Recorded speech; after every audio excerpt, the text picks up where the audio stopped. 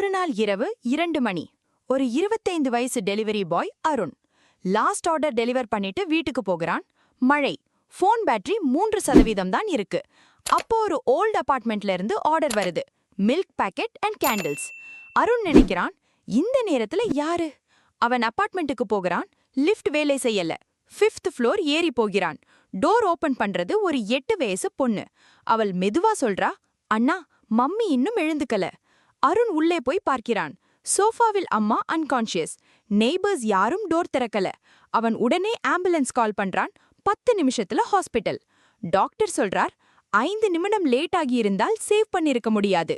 அந்த little girl அழுதுகிட்டு அருணை கட்டிப்பிடிக்கிறாள். அடுத்த நாள் அருண் போன்ல ஒரு notification. 10 rupees tip received. Amount பார்த்தான். 10 ரூபாய் இல்ல, 10 லட்சம் ரூபாய். அதோட மெசேஜ், நேத்து நீ டெலிவரி மட்டும் செய்யல, என் மகளின் வாழ்க்கையையும் காப்பாத்தின. அந்த அன்கான்ஷியஸ் லேடி ஒரு பெரிய ஸ்டார்ட் அப் ஓனர். ஆனா கிளைமேக்ஸ் இன்னும் இருக்கு. 3 மாதம் கழிச்சு அருண் மீண்டும் அந்த சேம் அபார்ட்மெண்ட்டுக்கு வர்றான். இந்த முறை டெலிவரி பாயா இல்ல, கம்பெனி பார்ட்னரா.